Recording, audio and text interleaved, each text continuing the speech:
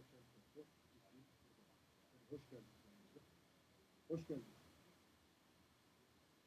Diğer iki konuğum Meryem Sultan ve Muhammed Ataullah. Biraz zor söylüyorum. Bu iki öğrencimizde şu sürecinde sosyal medyada yayınladıkları videoyla gündeme gelmişlerdi. Sizler de hoş geldiniz.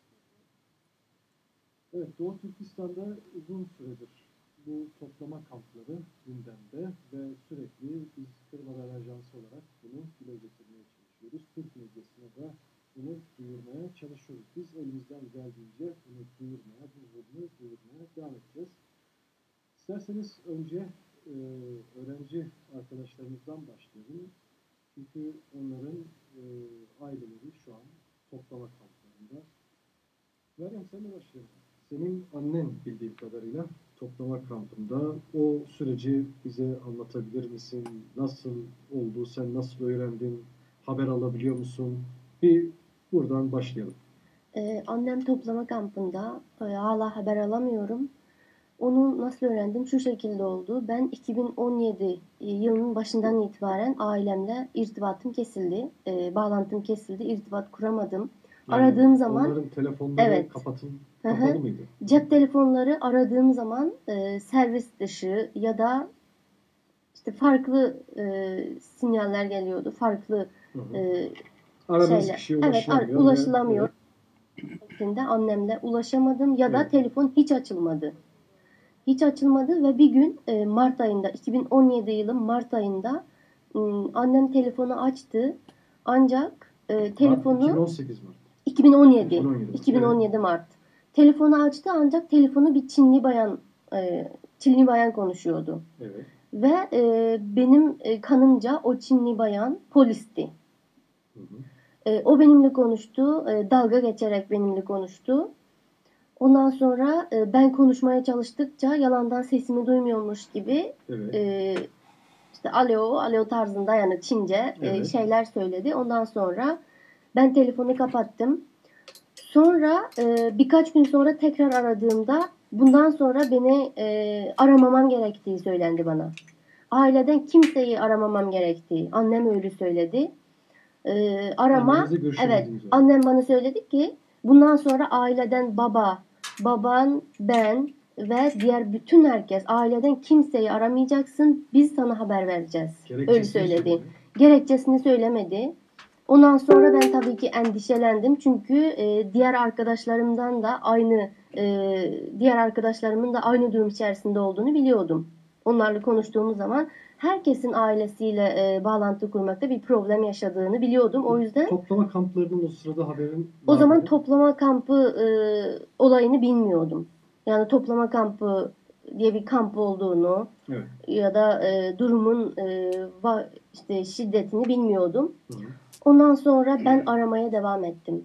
O telefon açılmadıkça sürekli aradım. Aslında o sırada annem açık kamptaymış. Yani açık kamp dediğimiz sabah sadece gece evinde uyuyorsun. Sabahları gelip şarkı söyleyip ondan sonra Komünist Parti'yi, Xi Jinping'i ben... Peki annen? Yani bunu hiç hayır, sadece dedi ki mektebe gittim dedi.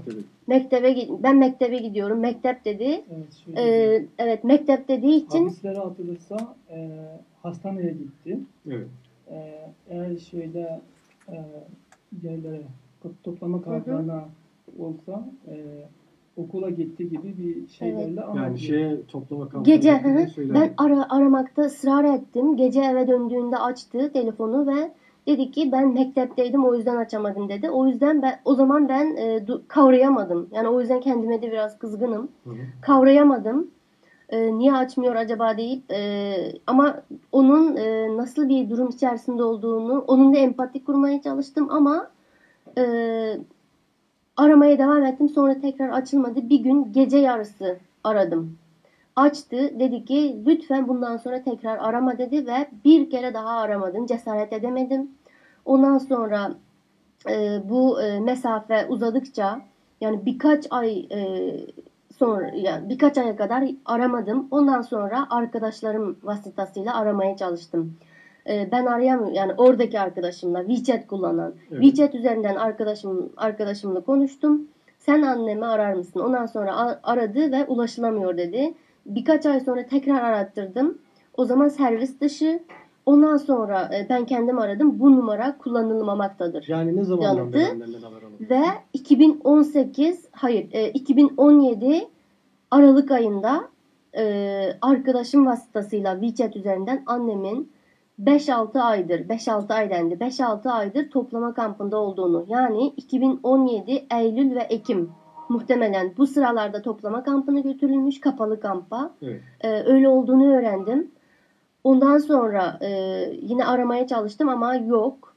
Ve benim videom yayınlandıktan sonra Hürasya Radyosu, Amerika Radio Free Asia, Evet. bu radyodan gazeteciler, oranın polis birimleri ve işte annemin çalıştığı lise, oraları arayıp telefonla konuştu ve teyit edildi. Yani Ekim ayında kapalı kampa götürülmüş.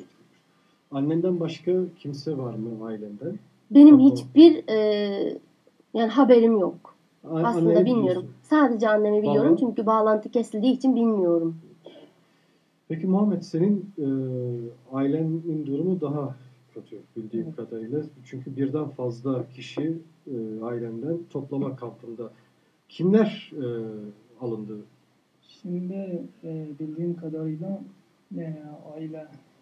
sadece aile fertlerinden 4 tane kişi toplama kamplarında ya da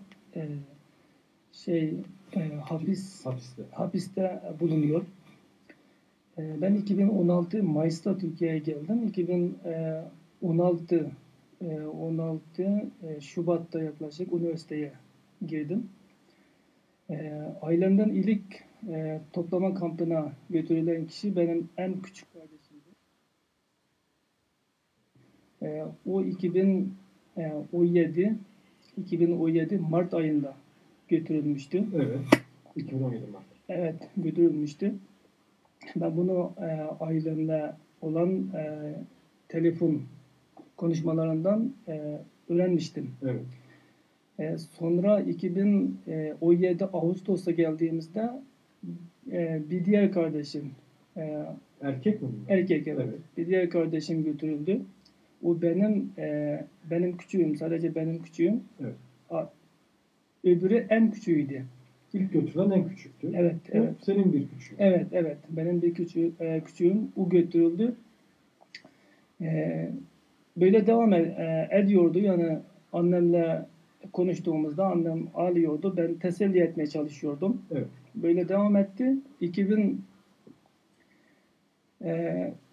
Aynı yılın, yani 2017 yılının Ağustos ayında öğrendim. Yani bizim eniştemizin, ablamın eşinin de hapis cezasına çarptırıldığını, 6 senelik hapis cezasına çarptırıldığını öğrendim. Yani açık söylemediler ama ağzından kaçırdılar konuşmalarımız arasında. Evet. Onu öğrendim. Ablam bir defa ağlayarak söyledi. Yani sonuçta 3 kişi, bir tanesi hapiste, 2 tanesi toplama kampında bulunuyordu. Bu sene Mart ayında 2018, yani bahsettiğim bu sene Mart ayında annem de tutuklanmış.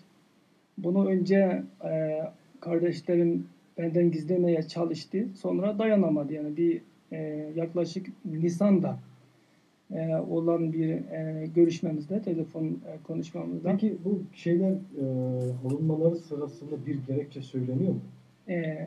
Ben anlatacağım. Evet. Nisan'da olduğu bir konuşmamızda ablam ağlayarak söyledi. Yani önce hastaneye gitti, okula gitti, az önce Meryem bahsettiği gibi. Evet. Şeyleri söylüyordu. Ben ısrar ettikçe bunlar anlatmak zorunda kaldı, söylediler. Ondan sonra çok geçmedi. Yani Mayıs'ta tüm alakalarımız kesildi. Telefon bu sene Mayıs'tan beri yaklaşık 6 aydır kapalı. Bu arada yerel polis karakollarını aradım.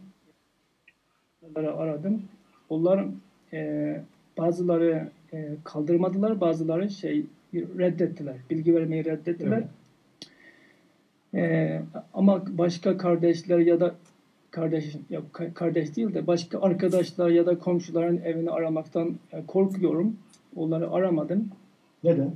Çünkü yurt dışından gelen tüm bağlantılar, tüm telefonlar kaydediliyor, dinleniyor ve onlar da yani sıkıntıya giriyor. O yüzden yani onların da benimle yurt dışıyla bir bağlantısı olduğu gerekçesini Yani yurt götürüyor. dışında veya genellikle Türkiye'den birileri aradığı tarafından bu bir onların alıkonulma sebebi midir bu? Evet, sebebidir. Çünkü onlar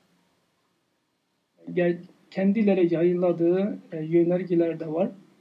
Yani aşırılığın gerekçelerinden ya da toplama kamplarına götürülmenin bahanelerinden bir tanesi yurt dışında akrabası ya da arkadaşı olmaktır. Özellikle Türkiye'de. Peki herhangi bir şu an yani Mayıs'tan beri herhangi bir haber alınamıyorsun. Evet, alamıyor. Anladım. Sizinle devam edeceğiz.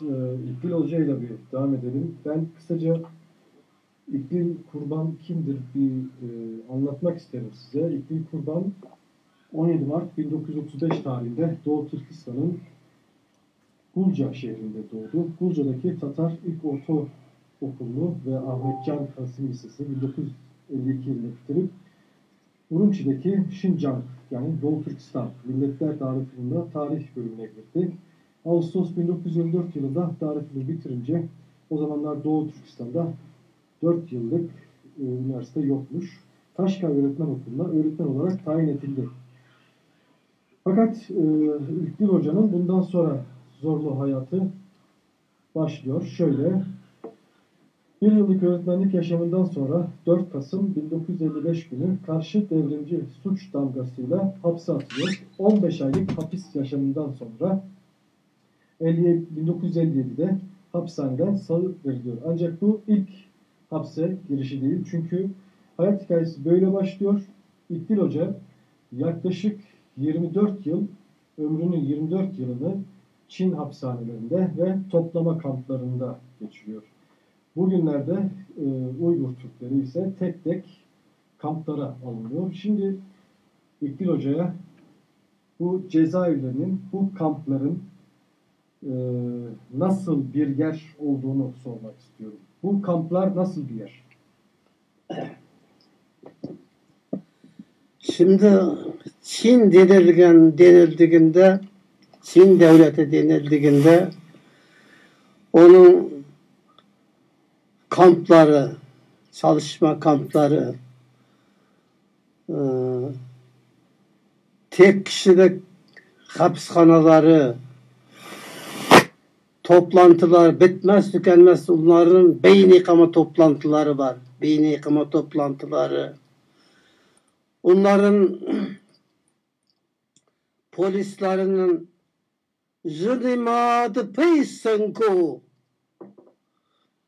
diye haykırışı bilen dövüşleri bunlar akla geliyor. Ne demek o? Bunların hepsini ben 24 yıl yaşadım. 24 yıl yaşadım.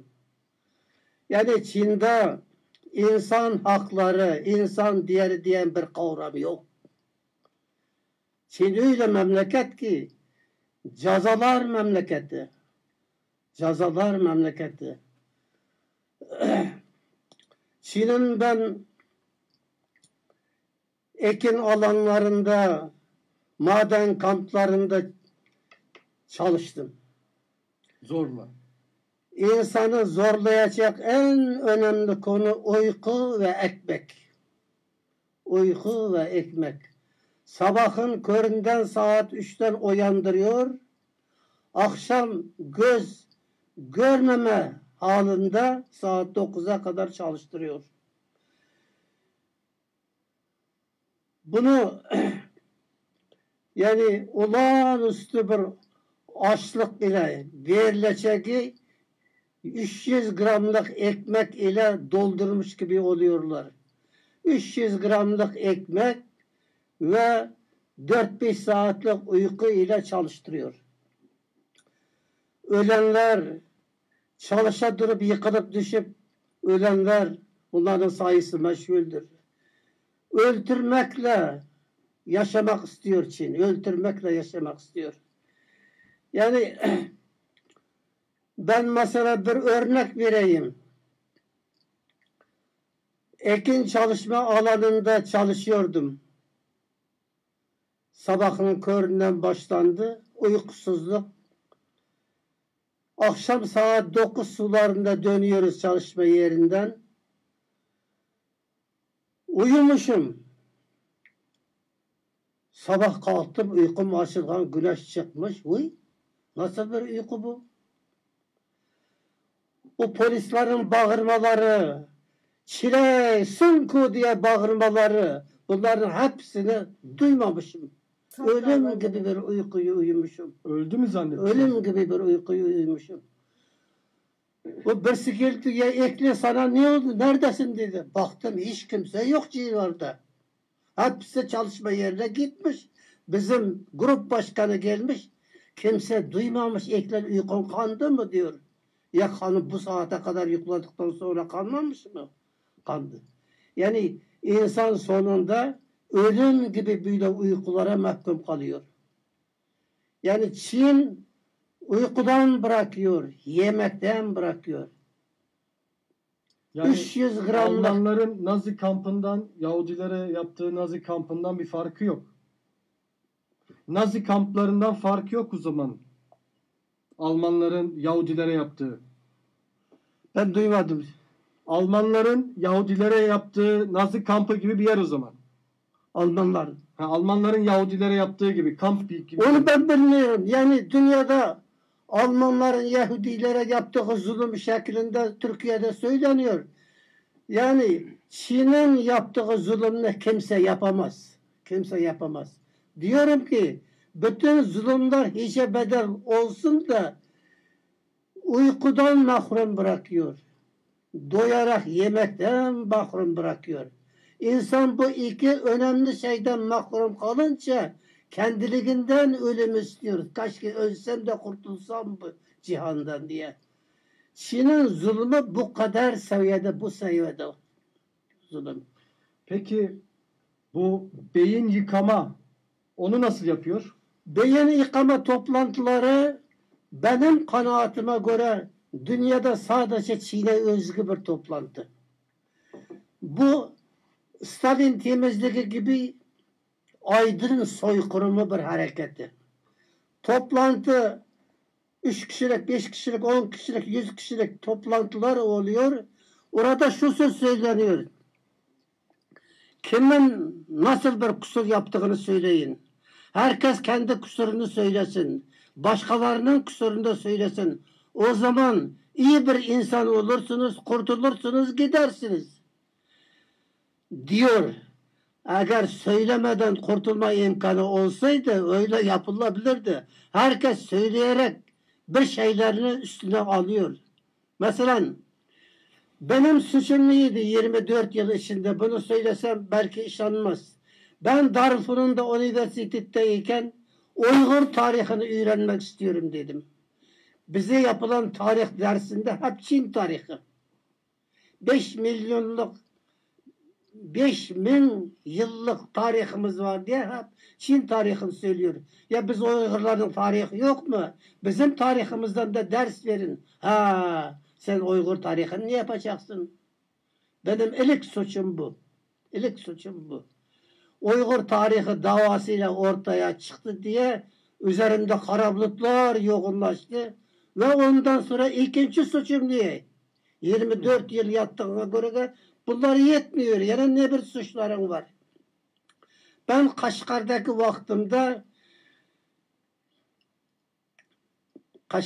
vaktimde Özerik bölgesi diye bir isim bilen tanımlanan toplantı açıldı.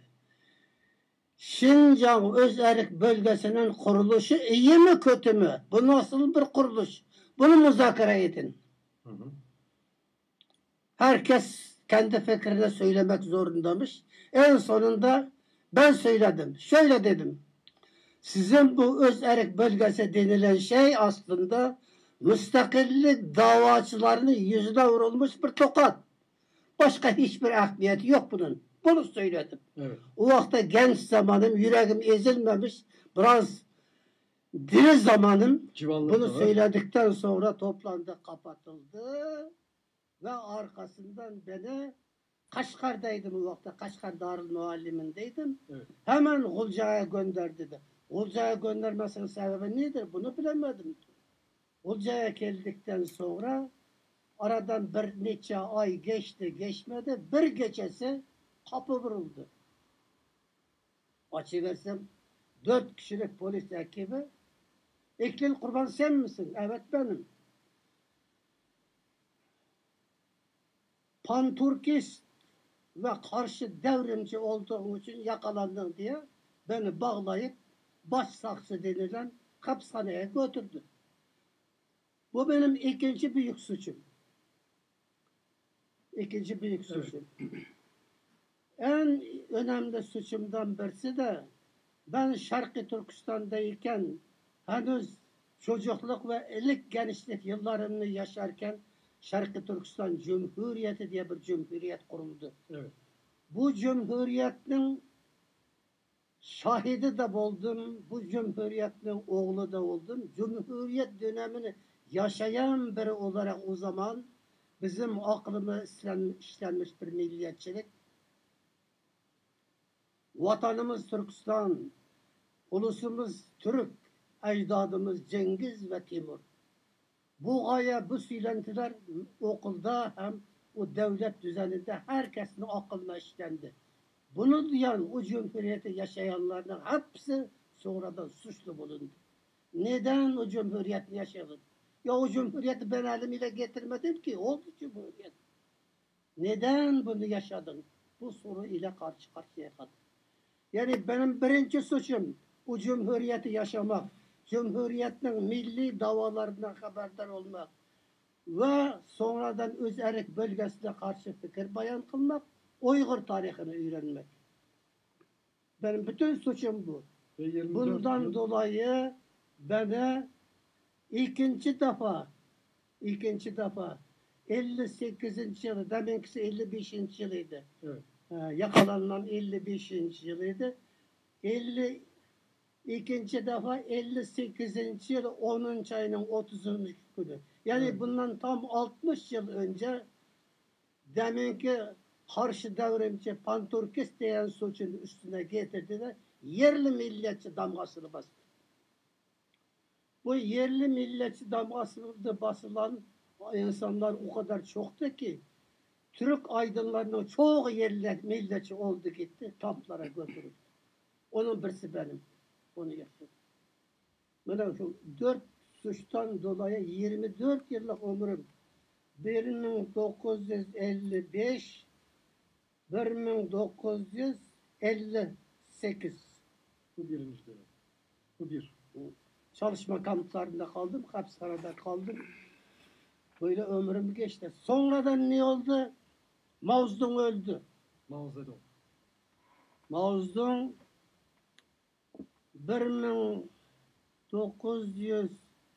1976'da öldü. Evet. Onun yerine izbasar olarak geçen Deng Xiaoping Mao Zedong'un rejimini devam ettirip Çin devletini ayakta tutmaya gözü yetmedi. Çaresiz kaldı, Amerika'ya gitti. Amerika dedi ki, ABD dedi ki, ya bu yol ile Çin'i ayakta tutamazsın. Özgürlük tanı dedi. Amerika'dan döndükten sonra özgürlük ilan kıldı. Ama ben Çin'e güvenmedim. Hemen bana izin verin, Türkiye'ye gideyim dedim. Git dedi, izin verdim. 1980. yılı 10. ayda Türkiye'deydim. Türkiye'ye geldikten sonra o içimdeki Çin'in işlediği düşmanlık yani kaynadı durdu, bitmedi, kaynadı durdu. Kitaplar yazdım, makaleler yazdım, bilgisayarlara çıktım, televizyonlara çıktım. Onlardan bazılarını da Evet. tanıtalım ekrana. Bu benim tercüme halim. Bu sizin hayatınız. Evet. Bu gerçekler ve yalanlar. Euro basım evinde çıkmış İkbil Bey'in hayatını anlatan. O kitap. ceza kampları hakkında bunun içinde var. Ceza kampları ve bunun o içinde var. 24 yıl bunun içinde var. Bu Bu bir kaygı. hikaye. Bu da Doğu hikaye Türkistan'da kitabı. yaşanmış bir hikaye. Yaşanmış bir Evet. hikaye. Tiger adında yine İkbil Hoca'nın çıkardığı kitap. Bu sizin test çalışmanız mı?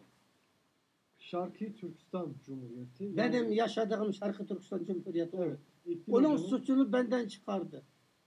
İkbil Hoca'nın hayattayken, yani Cumhuriyet daha hayattayken Doğu Türkistan Cumhuriyeti. Yani O cumhuriyeti sen kurdun dediler. Şarkı Türkistan Cumhuriyeti, bu e, doktora tezi değil mi? Evet.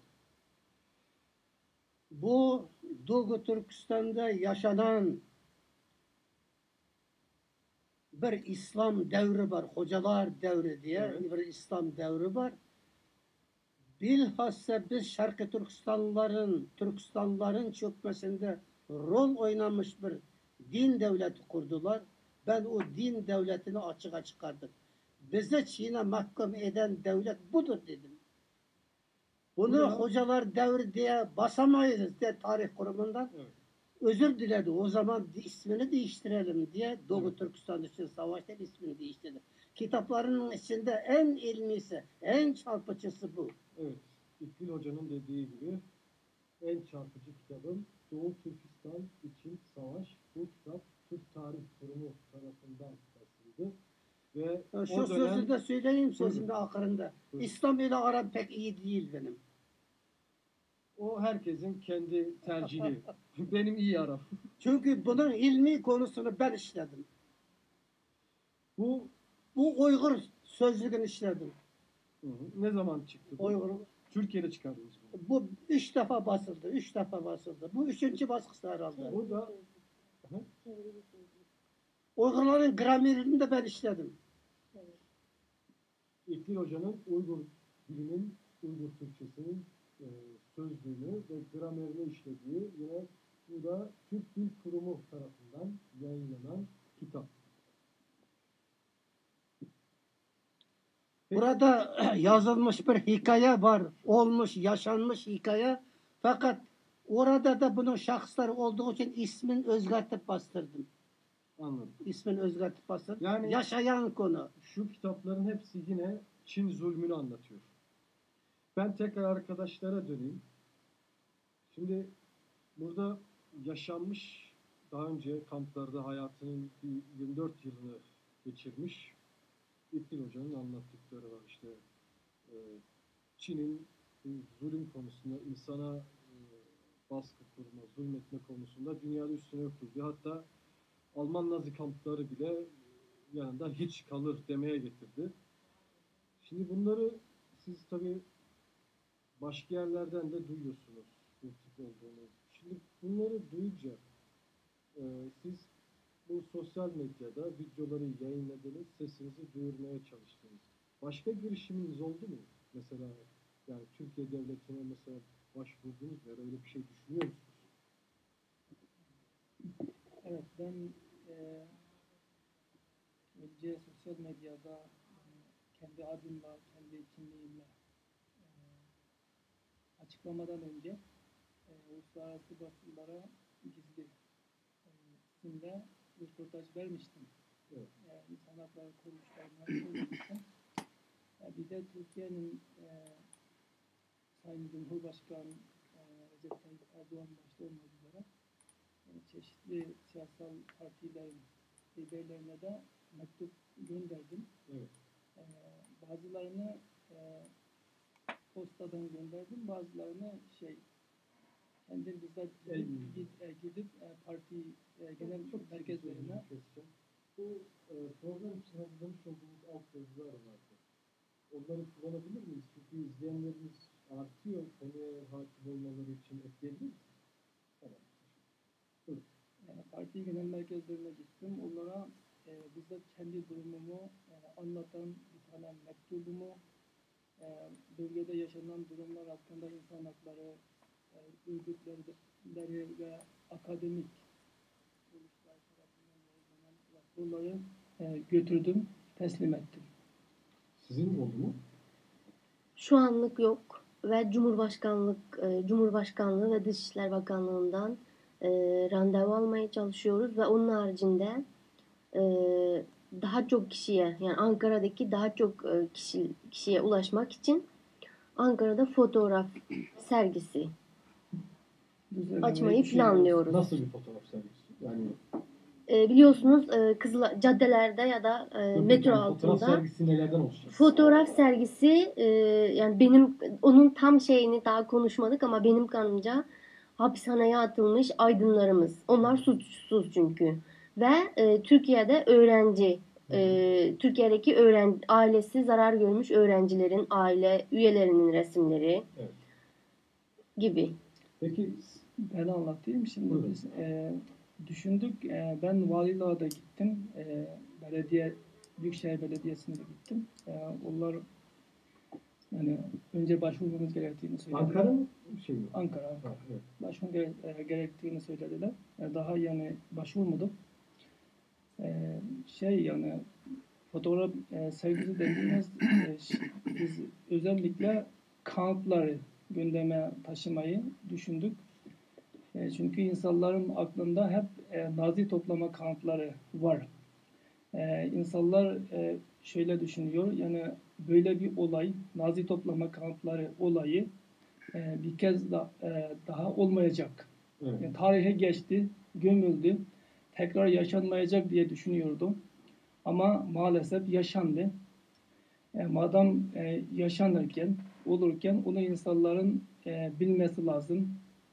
O yüzden biz yani Doğu Türkistan hakkındaki başka zulümleri, başka şeyleri insanlar azdır çoktur biliyorlar.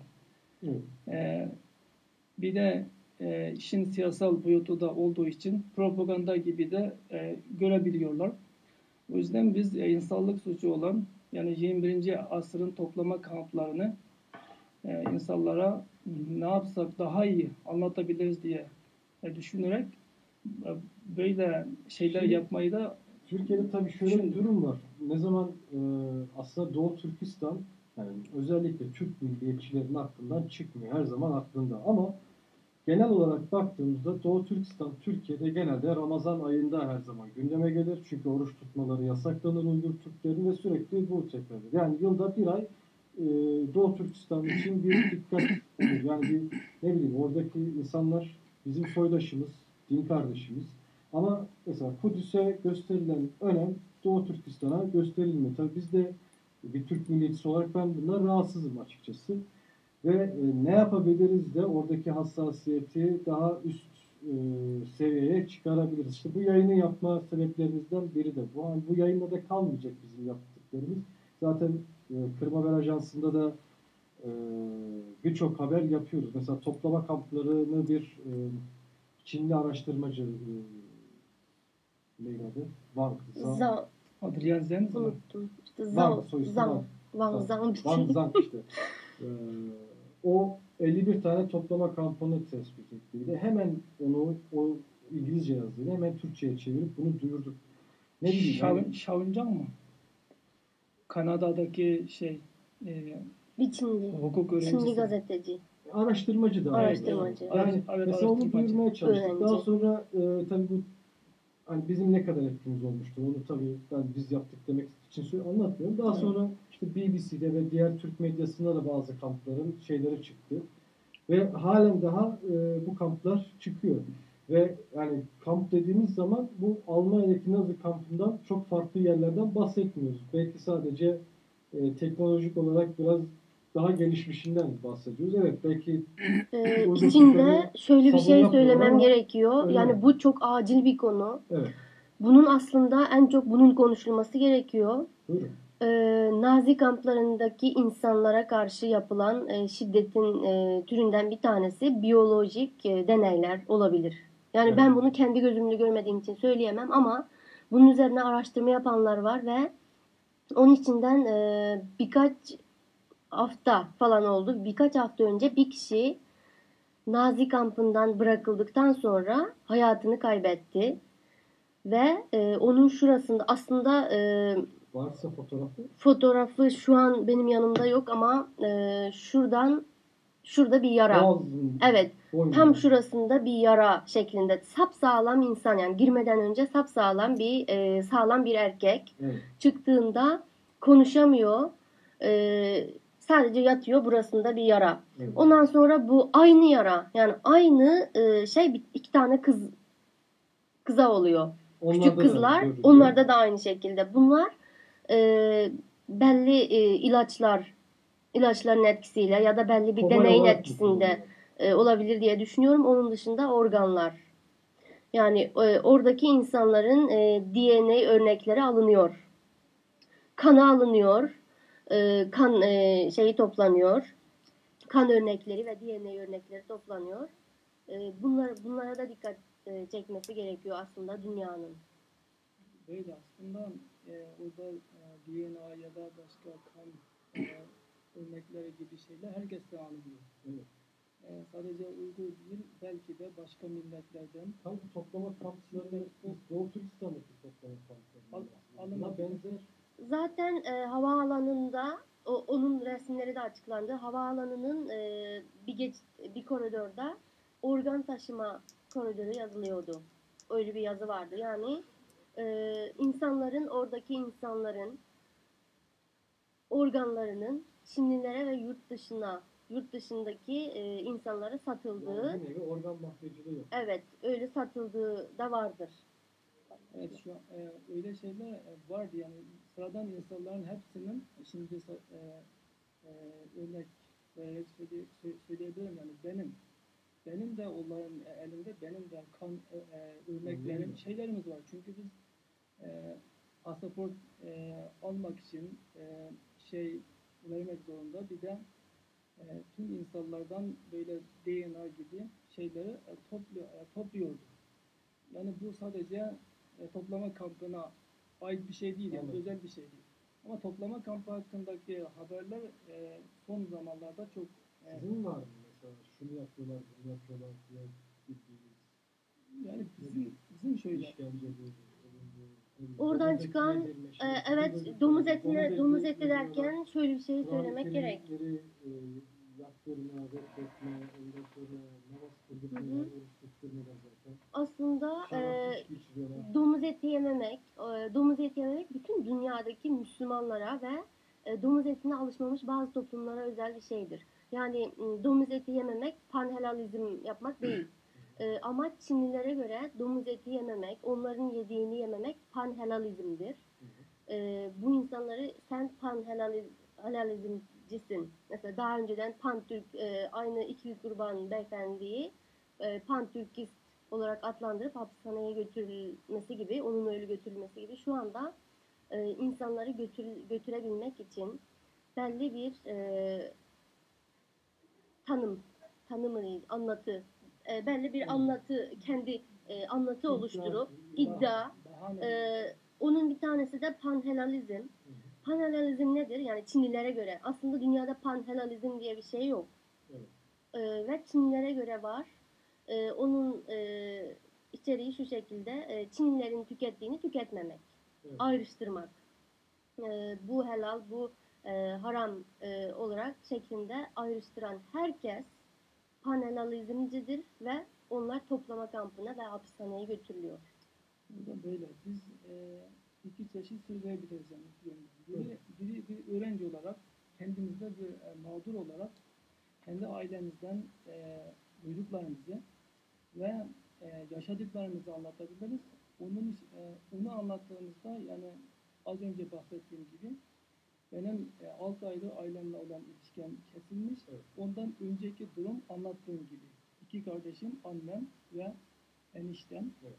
Bunlar hapiste ya da toplama kampında. Evet. Ama şimdiki durum nasıl bilmiyorum. Yani tutuklananların durumu nasıl, evde kalanların durumu nasıl? Bundan habersiziz. Tabii bir de herkes yani öyle gözüküyor ki Çin bütün Uygurları tek tek toplama kamplarına sokup çıkartıp kendince terbiye edecek. Evet. Kalanlar kalacak, ölenler ölecek. Öyle bir uygulamaya girmiş. Evet, bu kendi yaşadıklarımız. Ama biz de yüksek lisans öğrencisiyiz. O yüzden yani çıkmakta olan haberlere göre ve uygulanmakta olan politikalara göre de konuşabiliriz yani bir aday akademisyen olarak. Evet.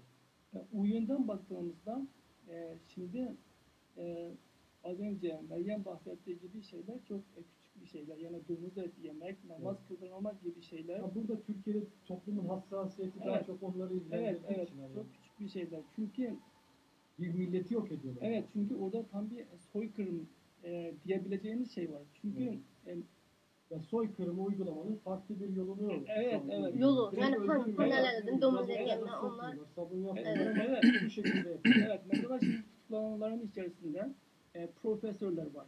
Evet. Profesörler var. Devlet memurları var. Devlet memurları var. Üniversite hocaları var. Ünlü şarkıcılar var. Futbolcu bile var. Futbolcular var. Milli takıma seçildi. Yani onların tutuklanmasına yani mantıklı bir neden gösteremiyor.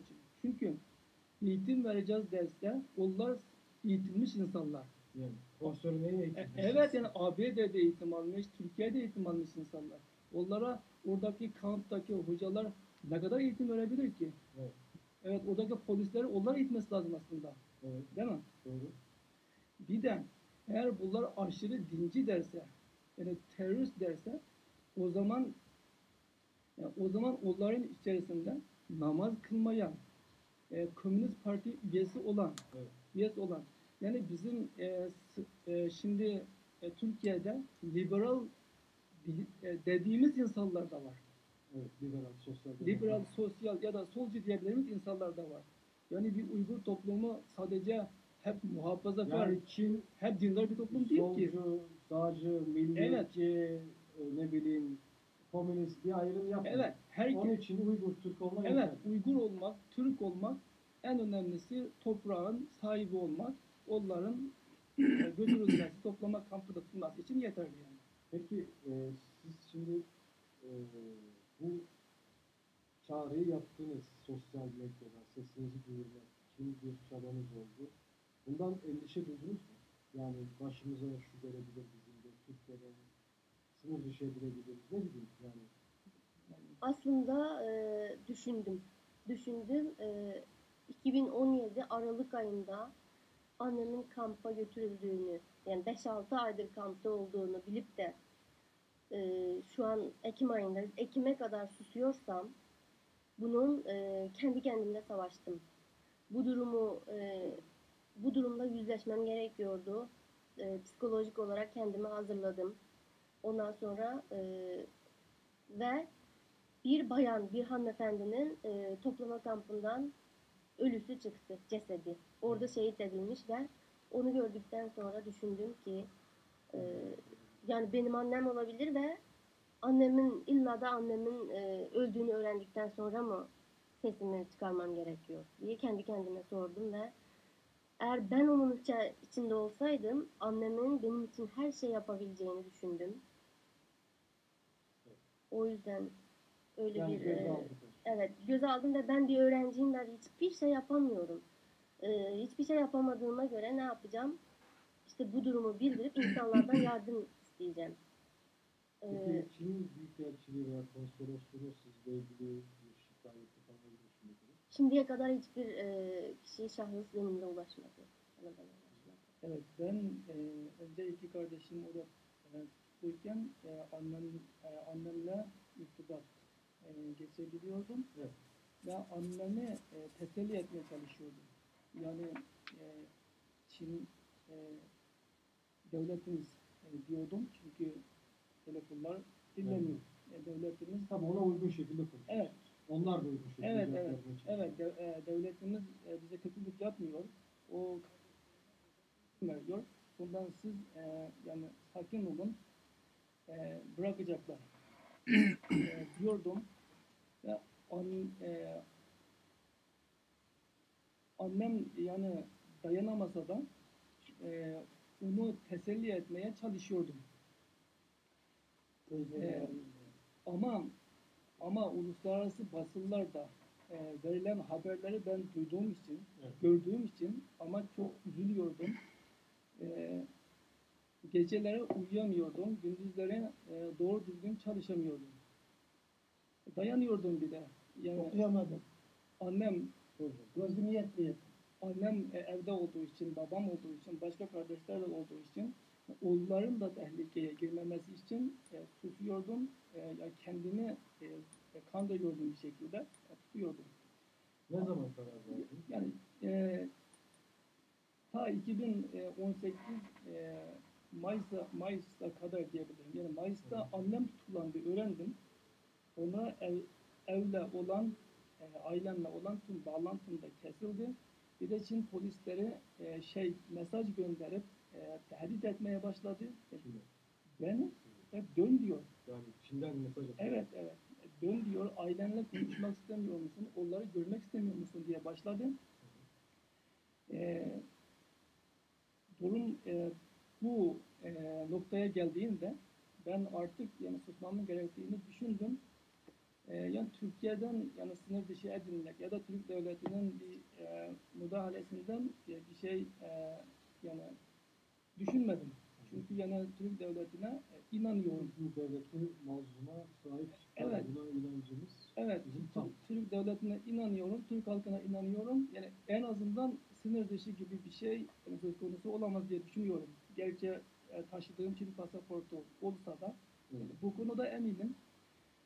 Ama elinden gelen başka türlü destekleri vereceğini umut ederek kamuoyuyla kendi acımı paylaştım. Şimdi İkbal Hoca'ya tekrar dönmek istiyorum. Hocam, 1983 yılında şöyle bir şey demiştiniz. Türkistan'dayken bütün ümidimi Türkiye'ye bağlayarak yaşadım. Bütün ümidimi Türkiye'ye bağladım. Bütün ümidimi. En son olarak Mao Zedong ölünce Deng Xiaoping af ilan etti. Beni akladı. Evet. Yanlış yapmışız dedi. Lütfen sözün dürüst olsa izin ver ki ben Türkiye'ye gideyim.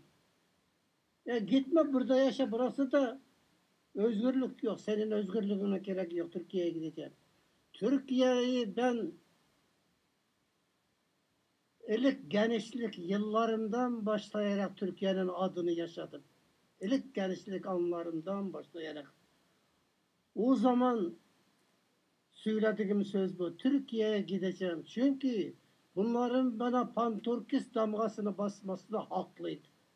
Bir Türklük sevgisi vardı bende. Evet. Bizi Türkiye kurtaracak diye düşünüyordum. Ve halen o ümit ile yaşıyorum.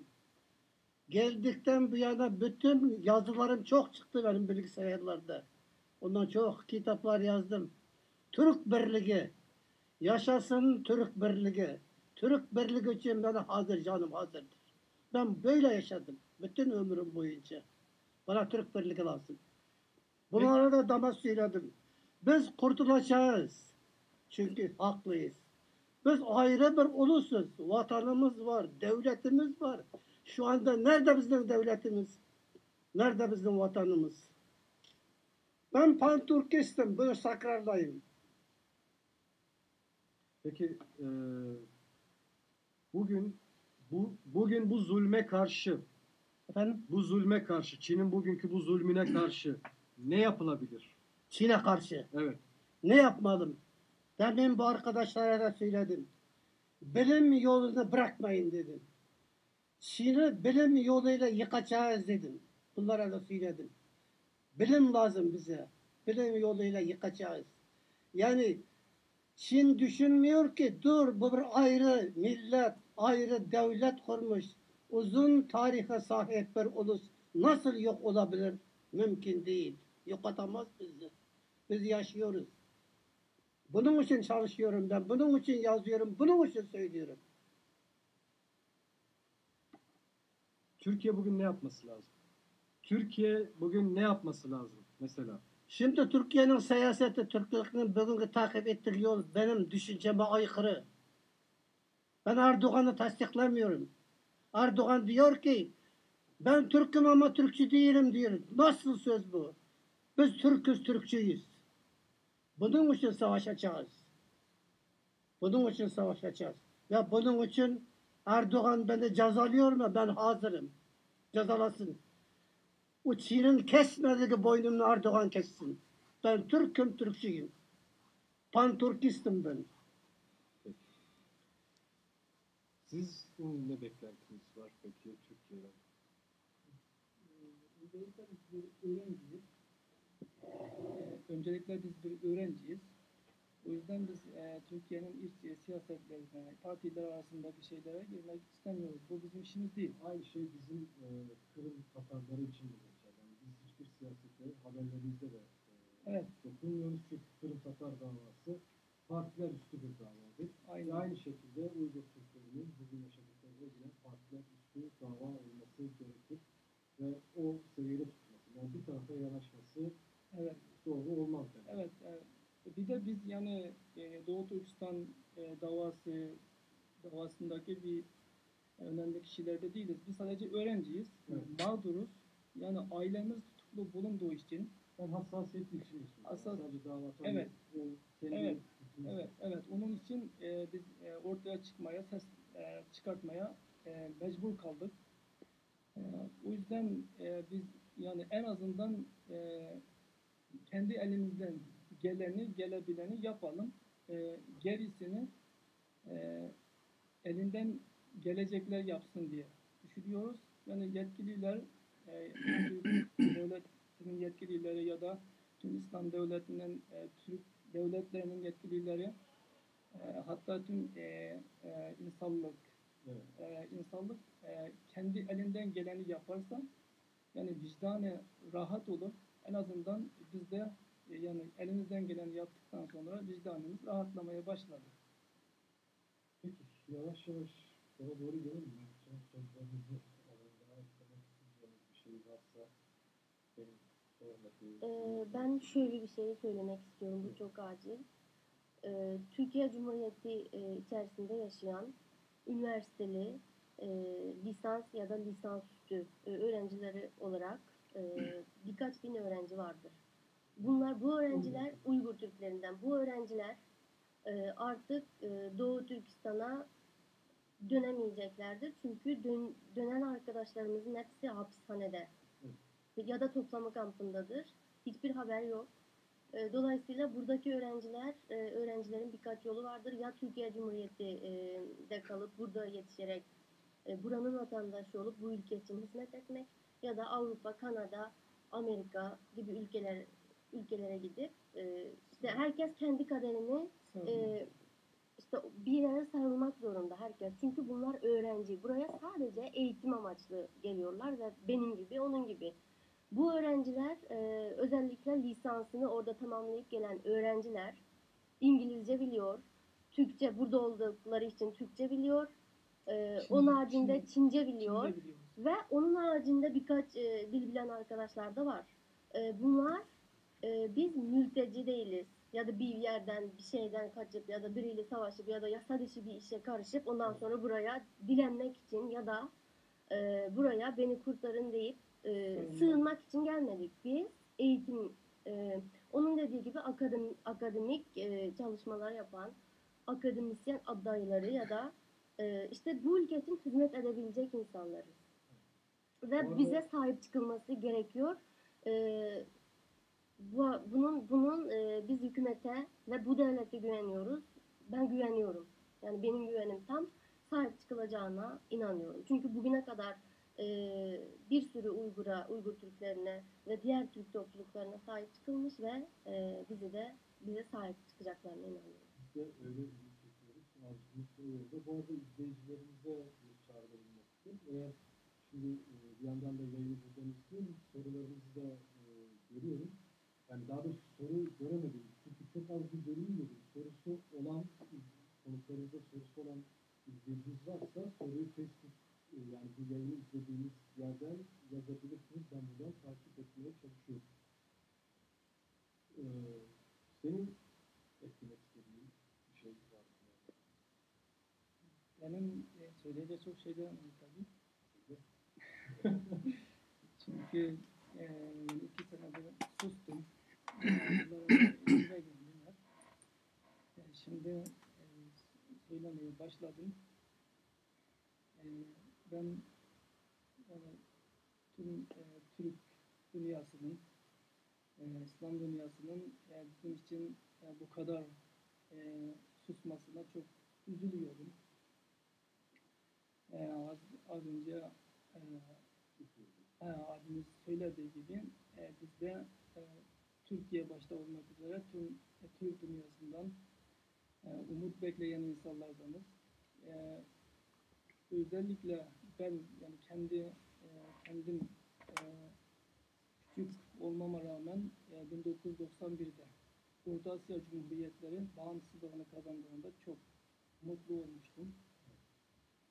Oradan gelen yani bağımsızlık şarkıları vardı. Bunu o zamanlarda biraz gevşek olduğu için dinleyebiliyorduk.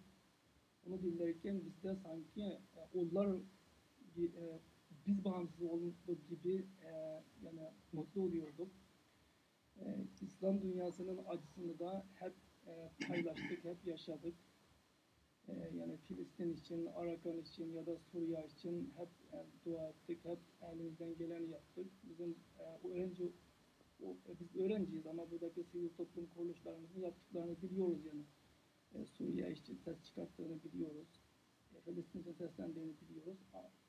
Ama durum bize geldiğinde bu kadar suskunluğun olmasından gerçekten üzülüyorum.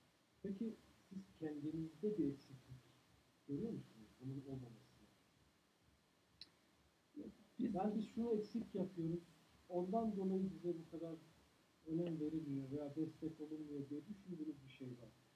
Bana kalırsa bizde de var. Yani biz yeterince sesimizi duyuramıyoruz. Çünkü bunun da bir sebebi var. Çünkü Çin'den korkuyoruz. Çünkü biz burada söylerken hepimizin aklında şu var yani oradaki akrabalarımız sıkıntıya uğruyor diye. Şöyle bir öneri gelmiş mesela, Türkiye'nin her yerinde aynı gün gösteri yapılsın, neden yürüyüş yok? Mesela öğrenciler böyle bir şey düşünür mü? Hani şimdi fotoğraf yapmayı planlıyorsunuz, kalıcı bir şey var. Bir hafta mesela fotoğrafları kalacak. O bir şey. Yürüyüş gösteri derken 2009 5 Temmuz Ürümçi katliamı olduğu zaman orada on binlerce kişi katledildiği zaman ben o zaman Pekin'deydim ve o zaman biraz internet şeyiyle yurt dışı sitelerine girebiliyordum Türkiye'nin. Evet. Ve orada Türkiye'de 150 bin kişilik gösteri olduğunu, ondan sonra işte dünyanın farklı yerlerinde farklı gösteriler ve yürüyüşlerin olduğundan benim haberim oldu. Fotoğraflarını ve videolarını izledim. Ve hala gösteriş devam ediyor. Gösteriş bir günde bitiyor. Yani bir gün sonra o gösterişi yapanların mesaisi bitiyor. Ondan sonra herkes kendi evine. Herkes kendi derdine. Yani bu evet, bu gösterişle olabilecek bir durum değil bizimkisi. Biz programlı ve planlı, stratejik planlı bir şekilde katliama yani her 5 senede, her 10 senede bir yeni programların yapıldığı bir sistem içerisinde katliama ve soykırıma uğruyoruz. Bu bir günlük ya da 2 günlük gösterişle olabilecek ya da düzeltilebilecek bir durum değildir. Şimdi Şöyle bir şey diyeyim. Biz buraya öğrenciyiz. Burada bizim Türk vatandaşlığımız yok. Çin pasaportuyla kalıyoruz. evet. O yüzden biz burada yani kendi başımıza bir gösteri ya da yürüyüş gibi şeyleri yapamıyoruz. Ama bu organize edilemez. Mesela yani bine yakın öğrenciyiz Türkiye'nin her yerinde. Bunun için biz kurum, bir Evet. STK'sı, Evet. toplum kuruluşuyla görüşüp bir öncülük Evet. yapılsa ne bileyim. Evet, bunun için biz seslendik. Evet. Bunun için seslendik. Bize sahip çıkmak isteyen Türkiye'de başta devlet olmak üzere Evet. yani sivil toplum kuruluşları, medya kuruluşları bunun için elini uzatırsa o zaman yani her iş yapılabilir.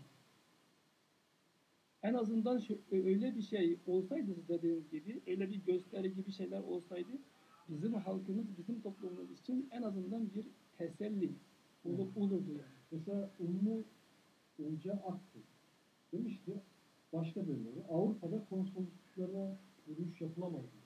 Yapıyorlar. yapılıyor. Onların haberleri o zaman mesela bizlere çıkıyor. Yani haberimiz olmuyor. Yapıyorlar. Ama işte Türkiye'de Ve Cenevre'de ayın kaçı?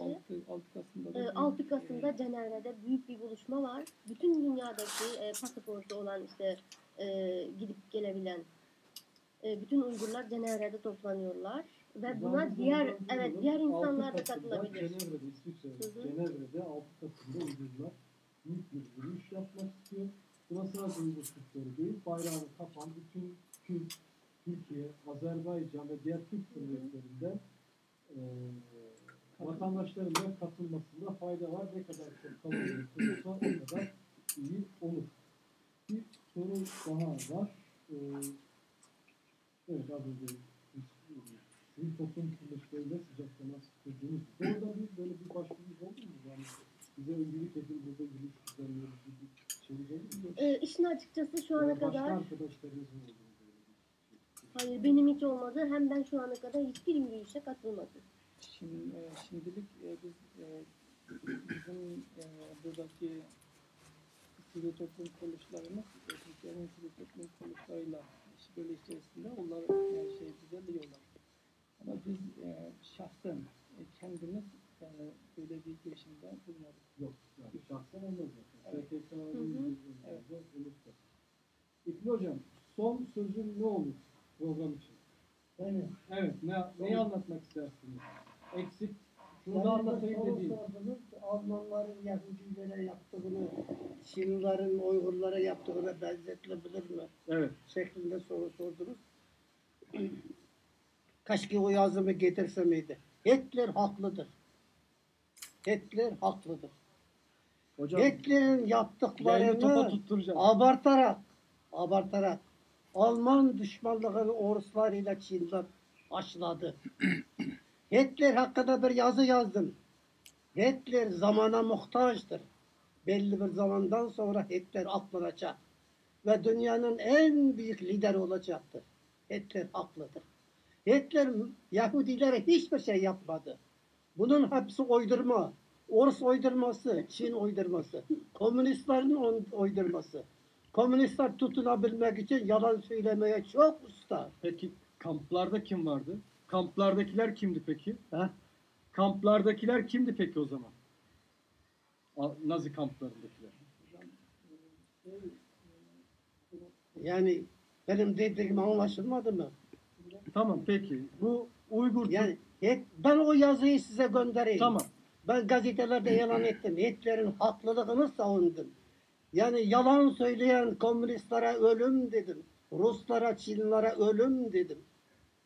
Peki son sözünüz nedir? Uygur Türklerin şu Son an sözüm şu. Demin bu arkadaşlara da söyledim. Ümit ile yaşayın, bilimi takip edin, biz kurtulacağız. Mutlaka kurtulacağız. Çünkü dünyaya millet olarak gelmişiz. Her milletin kendi vatanı var. Vatanı var, milletin devleti var. Nerede bizim devletimiz? Nerede bizim vatanımız? Bunun cevabını kim verecek? Söyle bakalım Çin. Nerede bizim vatanımız? Nerede bizim devletimiz? Cevabı yoktur şu anda. Bunun cevabını biz vereceğiz. Kurtulacağız. Çin'den kurtulacağız. Bunun tek yolu bilim ve Türk birliği. Bilim ve Türk birliği, panturkizm. Ben panturkistim. Ben neden kendimi panturkist diyorum? Bu benim çocukluk devrimden gelen bir idealdir. Öğretmenimin amaneti diye yine bir yazı yazdım. Bakınız ben biraz kısaca söyleyeyim. Ben lisedeyken en sevdiğim öğretmenlerden 4-5'ini sahneye dizmişler. Öğrencilerin hepsini toplamışlar. Bunlar panturkistler, bunların üstünde şikayetiniz olsa söyleyin diye kışkırttı. Öğrencileri kışkırttı. Çin hükümeti. 52. yıl. Öğrencileri kışkırttı. O öğretmenlerin bazıları ne yaptım benim yanlışım neydi diye soruyla cevap verdi. Bahattin diyen öğretmenim nasıl cevap verdi? O dedi ki ben milletimi severim. Bütün varlığım ile Uygur tarihini araştırdım, okudum, yazdım, çizdim. Bundan sonra da bunu yapacağım. Ben panturkistim, cezalandırabilirsiniz dedi. Bana panturkistlik o öğretmenimden geliyor. Orada öyle. Öğretmenimden geliyor. Yani ben gökten bulmadım bunu. Benim aslımdan geliyor, vatanımdan geliyor. Onun için biz haklıyız. Biz Pantokesiz. Ben de Buyurun. öncelikle şunu belirteyim. Biz sizin bildiğiniz gibi buraya Meryem'le geldik. Evet. Öğrenci olarak dersimizi anlatmak için geldik. Abiyle burada Burada, evet. burada tanıştık. Burada beraber çıkacağımızı öğrendik. Hı hı. Bir de abimizin az önce bahsettiği Hitler hakkındaki ya da başka şeyler kendisine aittir. Tabii. Kendi fikridir, kendisine aittir. Biz sadece Doğu Türkistanlı, yani yasal yollarla Türkiye'ye gelen Evet. ve Türkiye'de okumakta olan, Türkiye'de okumakta olduğumuzdan dolayı ailelerimiz kamplara götürülen ve orada tutulmakta olan mağdur öğrencileriz. Evet. Bunun bilinmesini istiyorum. Sizleri zaten sizin gibi daha birçok öğrencinin sesi olabilmeniz için programa davet ettim. Sosyal medyadaki o videoları yayınlamamızdan dolayı Türk halkının bizim aracılığımızla daha da fazla kişiye ulaşmasını temenni ederek size davet ettim. Geldiğiniz için teşekkür ederim. İkbal Hoca ile hayatının 24 yılını Çin hapishanelerinde toplama kamplarında geçirmiş ve o toplama kamplarını birebir yaşamış bir insan olarak orada neler olduğunu göstermesi Konuşma için. fırsatı verdiğiniz için size çok teşekkür ederim. Ben teşekkür ederim. Gerçi bu ihtar konusuna girmeseydik kimdi? Evet. Peki, tekrar yayına katıldığınız için teşekkür ederim. Size teşekkür ederim. Gelen hafta tekrar Cuma günü saat 19.44'te Kırım Saati programı sizlerle olacak. Ancak önemli bir gelişme olursa yine bunu duyurmak şartıyla hafta içinde yine Kırım Saati özel yayını gerçekleştirebiliriz. Şimdilik Doğu Türkistan'daki toplama kamplarını konuştuk. Aslında Doğu Türkistan'ın konuşulacak daha fazla konusu var. Fakat sadece sıcak gündemi konuşmak için Muhammed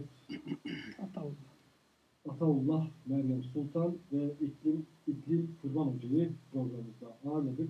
Umarız anlatabilmişizdir, bir şeylere parmak basabilmişizdir. Sizler de toplama kamplarını canlandırabilmişizdir. Bizi izlediğiniz için teşekkür ederim. Gelen hafta görüşene dek Allah'a emanet olun.